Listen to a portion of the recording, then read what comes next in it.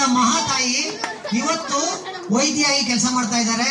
ಬಡತನದಲ್ಲಿ ಹುಟ್ಟದಂತವ್ರು ಮಕ್ಕಳ ಅವ್ರು ಇವರೆಲ್ಲ ಹೇಳಿದ್ರಲ್ಲ ಸರ್, ಎಲ್ಲೋ ಹತ್ರದಲ್ಲಿ ಅಂತೀವ್ರು ಇಲ್ಲೋ ಅಂತ ಕೇಳ್ಬೋದು ನೀವು.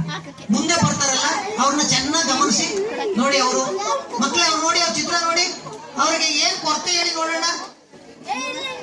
ಏನ್ ಕೊರತೆ ಅವ್ರಿಗೆ ದೇಹದಲ್ಲಿ? ಅವ್ರಿಗೆ ಎಡದ ಕೈ ಇಲ್ಲ ನೋಡಿ, ಕೇಳಿಸ್ಕೋಬೇಕು. ಅವ್ರಿಗೆ ಎಡಗೈ ಇಲ್ಲ, ಬಲದ ಕೈ ಒಂದೇ ಇರೋದು. ಇವರ ಹೆಸರು ಗಿರೀಶ್ ಅಂತ. ನಾಗಮಂಗಲ ತಾಲೂಕಿನ ಮಕ್ಕಳು ಮಾತಾಡ್ಬೇಡಿ ಪ್ಲೀಸ್ ಅಮ್ಮ, ಮಾತಾಡ್ಬೇಡಿ. ಅವ್ರಿಗೆ ಬಲಗೈ ಇಲ್ಲ, ಎಡದ ಕೈ ಒಂದೇ ಇರೋದು. ಅವ್ರ ಕಥೆ ಹೇಳ್ತೀನಿ ಕೇಳಿಸ್ಕೊಳ್ಳಿ. ಯಾಕೆ ನಾವೆಲ್ಲ ತಂದೆ ತಾಯಿಗಳಾಗಿ ಇದನ್ನೆಲ್ಲ ಕೇಳಿಸ್ಕೋಬೇಕು, ನಮ್ಮ ಮಕ್ಕಳಿಗೆ ಸ್ಫೂರ್ತಿ. ನಾಗಮಂಗಲ ತಾಲೂಕಿನ ಪಿಟ್ಟೆಕೊಪ್ಪಲು ಅಂತ ಊರು ಈಗಲೂ ಇದೆ. ರತ್ನಮ್ಮ ಶಿವಲಿಂಗೇಗೌಡ ಅಂತ ದಂಪತಿಗಳು. ಅವ್ರಿಗೆ ಇವನು ಮಗ ಗಿರೀಶ್ ಅಂತ. ಇವನು ಅಲ್ಲೆಲ್ಲ ಸ್ಕೂಲ್ನಲ್ಲಿ ಓದಿಸ್ತಾ ಇದ್ರು ದೂರದಲ್ಲಿ. ಒಂದು ದಿವಸ ರಜಾ ಕೊಟ್ಟಿದ್ರು, ಮನೆಗೆ ಬಂದಿದ್ದ. ರತ್ನಮ್ಮ ಹೆಂಗಾದ್ರು ಹಳ್ಳಿಯವಳು, ದನ ಎಮ್ಮೆ ಸಾಕಿದ್ರು. ಬೆಳಿಗ್ಗೆ 5 ಗಂಟೆಗೆ ಏಳ್ಸಿದ್ರು ಮಗನ್ನ. ಸಗಣಿ ತುಂಬಿ ತಲೆ ಮೇಲೆ ಒರ್ಸಿದ್ರು, ಒತ್ಕೊಂಡು ಹೋಗಪ್ಪ ಅಂದ್ರೆ ಇನ್ನು ಬೆಳಕಾಗಿರ್ಲಿಲ್ಲ. ಅವತ್ತು ರಾತ್ರಿ ಎಲ್ಲ ಮಳೆ ಓದ್ಬಿಟ್ಟಿತ್ತು ಚೆನ್ನಾಗಿ. ಇದ್ಯಾವ್ದು ರಾಮಾಯಣ ಕಥೆ ಹೇಳ್ತಾ ಇಲ್ಲ, ಸತ್ಯವಾದ ಕಥೆ ಹೇಳ್ತಾ ಇದ್ದೀನಿ. ತಲೆ ಮೇಲೆ ಸಗಣಿ ಒರೆಸಿ ಕಳ್ಸಿದ್ರು, ಒತ್ಕೋ ಸುರಿದ್ರು ಬರೋಬತ್ತ. ರಾತ್ರಿ ಎಲ್ಲ ಗಾಳಿ, ಮಾಮೇರಿ ಮಳೆ, ಗಾಳಿ ಬೀಸಿತ್ತಲ್ಲ, ಅಲ್ಲೊಂದು ತಂತಿ ಕಿತ್ತೋ ಕೆಳಗೆ ಬಿದ್ದೋಗಿತ್ತು. 5 ಗಂಟೆಗೆ ಒತ್ಕೊ ಹೋಯ್ತಾ ಇದ್ನಲ್ಲ ಕಸಾಯಿಗೆ ಒತ್ಕೊಂಡು, ಎಡ್ ಕೈಗೆ ಟಚ್ ಆಯ್ತು, ರಪ್ಪ ಅಂತ ಕೆಳಗೆ ಬಿದ್ದ. ಎಚ್ಚರ ಆದಾಗ ಹಾಸ್ಪಿಟ್ಲಲ್ಲಿ ಇದ್ದ. ಎಡ್ ಕೈನ ಆಪರೇಷನ್ ಮಾಡಿ ತೆಗೆದ್ಬಿಟ್ಟಿದ್ರು. ರತ್ನಮ್ಮ ಪಕ್ಕದಲ್ಲಿದ್ಲು, ಬಡ್ಕೋತಾ ಇದ್ದಾನೆ. ಅಯ್ಯೋ ನನ್ನ ಬಲ್ಕೈ ಇಲ್ವಲ್ಲ ಅಂತ ನೋಡಿ ಬಲ್ಕೈ ತೆಗೆದ್ಬಿಟ್ಟಿದ್ದಾರೆ. ನನ್ ಬಲ್ಕೈ ಇಲ್ಲ ಅಂತ ಬಡ್ಕೋತಾ ಇದ್ದಾನೆ. ರತ್ನಮ್ಮ ಹೇಳಿದ್ಲು, ಕಂದ ನಿನ್ಗೆ 2 ಕೈನೂ ತೆಗಿಬೇಕು ಅಂದ್ರು ಡಾಕ್ಟ್ರು. ನಾಗಮಂಗಲ ತಾಲೂಕು ಪಿಟ್ಟೆಕೊಪ್ಪಲು ಇವತ್ತಿದ್ದಾರೆ. ಇವ್ರು ಕೇಳಿಸ್ಕೊಳ್ಳಿ ಏನಾಗಿದ್ದಾರೆ ಅಂತ ಹೇಳ್ತೀನಿ. ಆ ಕೈ ಉಳಿಸಿದ್ದೀನಿ ಕಂದ, ಏನು ಮಾಡಕ್ ಹೋಗಿಲ್ಲ, ಬಡ್ಕೊಂಡಾಗಳು ಅಂತ. ಅಯ್ಯೋ ನನ್ ಬಲ್ಕೈ ಹೋಯ್ತಲ್ಲ ಅಂತ.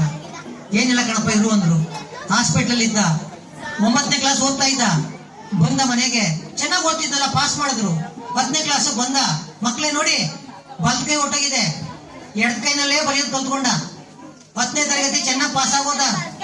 ಕೈ ಮುಖ್ಯ ಅಲ್ಲ, ಕಣ್ಣು ಮುಖ್ಯ ಅಲ್ಲ, ಮನಸ್ಸು ಮುಖ್ಯ. ಮಕ್ಕಳೇ ಬಲ್ಕೈನಲ್ಲೇ ಬರೆಯೋದು ಕಲ್ತ್ಕೊಂಡು SLC ಪಾಸ್ ಆದ, PUC ಪಾಸ್ ಆದ, ನೀಟ್ ಎಕ್ಸಾಮ್ ಬರ್ದ, ಮೆಡಿಕಲ್ ಸೀಟ್ ಸಿಕ್ತು. ಎಲ್ಲಿ ಗೊತ್ತಾ? ಮೈಸೂರು ಮೆಡಿಕಲ್ ಕಾಲೇಜಲ್ಲಿ. ಮೊದಲನೇ ದಿನ ಮೆಡಿಕಲ್ ಕಾಲೇಜ್ ಬಂದ್ರು ಪ್ರೊಫೆಸರು. ಗಿರೀಶ್ ನೋಡ್ತಾರೆ, ಬಲ್ಕೈ ಇಲ್ಲ. ಡಾಕ್ಟರ್ ಓದಕ್ ಬಂದಿದ್ದಾನೆ. ಗಿರೀಶ ಹೇಳಪ್ಪ ಬಾಯ್ಲಿ ಕರೆದ್ರು. ಬಾಯ್ಲಿ ಸ್ಟೆಥೋಸ್ಕೋಪ್ ಇತ್ತಲ್ಲ, ಡಾಕ್ಟರ್ ಹತ್ರ ಪ್ರೊಫೆಸರ್ ಹತ್ರ ಕೊಟ್ರು. ಇದನ್ನ ಕಿವಿಗೆ ಹಾಕೋ ಗಿರೀಶ ಅಂದ್ರು.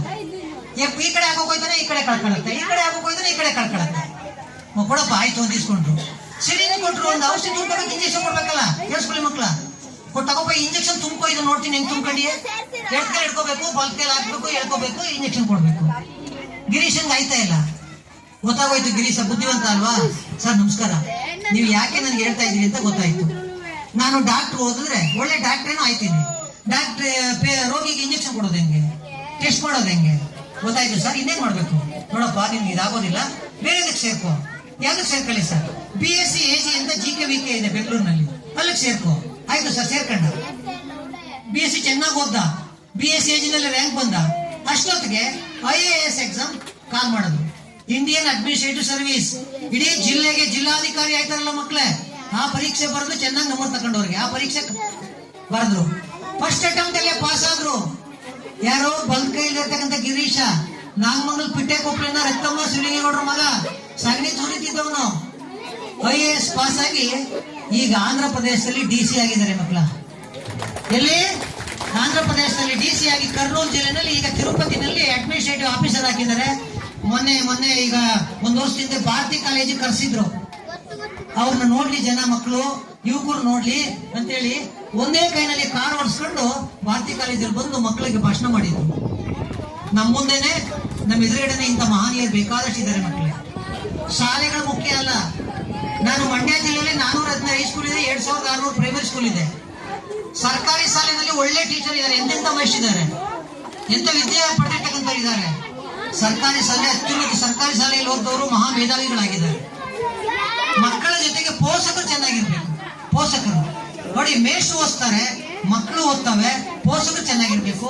ಪೋಷಕರು ಹೇಳೋದಲ್ಲ ನೋಡಿ. ಒಂದು ಹುಡುಗನ ಹೇಳೋದಂತಲೇ, ನೀನು SLC ಓದಿ ರ್ಯಾಂಕ್ ಬರ್ಬೇಕಣ್ಣ ಅಂತ. ಹೌದಪ್ಪ, ಹಂಗಾದ್ರೆ ನೀನ್ SLC ಯಾವ ರ್ಯಾಂಕ್ ಬಂದಿದಪ್ಪ ಅನ್ನತ್ತೆ ಮಗ. ನೋಡಿ, ಮಕ್ಕಳಿಗೆ ಹೇಳೋದು ಸುಲಭ. ಪ್ರಶ್ನೆ ಮಾಡಿದ್ರೆ ಉತ್ತರ ಕೊಡೋದು ಕಷ್ಟ. ಮಕ್ಕಳಿಗೆ ಹೇಳಿ ನೀವು ಕಲಿಸೋದಕ್ಕಿಂತ ನಮ್ಮ ನಡೆ ಚೆನ್ನಾಗಿರ್ಬೇಕು, ನಮ್ಮ ನಡೆ ಚೆನ್ನಾಗಿರ್ಬೇಕು.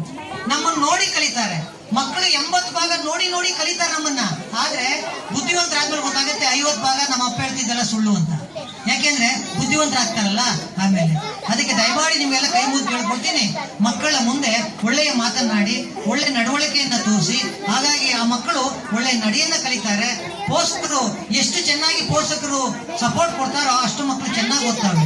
ಮಕ್ಕಳೇ, ಮೊಬೈಲಿಗೆ ಬಂದ್ಬಿಟ್ಟಿದೆ ದೊಡ್ಡ ಹಾವಳಿ. ಆ ಮೊಬೈಲ್ ಇಂದ ಎಷ್ಟೋ ಜನ ಜೀವನವನ್ನ ಕಳ್ಕೊತಾ ಇದ್ದಾರೆ. ಮೊನ್ನೆ ನೋಡಿ, ಒಬ್ಬ 12 ವರ್ಷದ ಹೆಣ್ಮಗು, 14 ವರ್ಷ 3 ಜನ ಹೆಣ್ಮಕ್ಳು ತಂದೆ ತಾಯಿಗೆ. ಅವ್ರ ಅಪ್ಪ ಹೇಳಿದಾನೆ, ಮೊಬೈಲ್ ನೋಡ್ತಾ ಕೂತಿದ್ರಂತೆ ಕಾಲೇಜ್ ಹೋಗೋದು ಬಿಟ್ಬಿಟ್ಟು. ನೋಡಿ ಮಕ್ಕಳ, ಮೊಬೈಲ್ ನೋಡ್ಬೇಡಿ, ಕಾಲೇಜ್ ಹೋಗಿ ಕೊಡಿ ಮೊಬೈಲ್ ಅಂತ ಕಿತ್ಕೊಂಡ್ರಂತೆ. 3 ಜನ ಹೋಗ್ಬಿಟ್ಟು 9ನೇ ಮಾಡಿಯಿಂದ ಬಿದ್ದು ಸತ್ತೋಗಿದ್ದಾರೆ. 3 ಜನ ಹೆಣ್ಮಕ್ಳು. ಎಂತ ಸ್ಥಿತಿ ಬಂದಿದ್ದೀವಿ ನೋಡಿ ಇವತ್ತು. ಮೊಬೈಲ್ ನಮ್ ಸರ್ವಸ್ವ, ಮೊಬೈಲ್ ನಮ್ ಜೀವನ. ಮೊಬೈಲ್ ಇದ್ದೇ ಬದುಕೋಕ್ ಆಗೋದಿಲ್ಲ ಅಂತ ಪತ್ರ ಬರೆದಿಟ್ಟಿದ್ದಾರೆ. ಎಂತ ಮಕ್ಕಳು ನೋಡಿ. ಮೊಬೈಲ್ ಅನ್ನ ತೋರಿಸ್ಬೇಡಿ ಮಕ್ಕಳಿಗೆ, ಮೊಬೈಲ್ ಅನ್ನ ಕಾಣಿಸ್ಕೊಡ್ಬೇಡಿ. ಮೊಬೈಲ್ ಅನ್ನ ನೀವು ಬಳಸೋದಿದ್ರೆ ಎಷ್ಟು ಬೇಕೋ ಅಷ್ಟು ಬಳಸಿ ಮಕ್ಕಳ.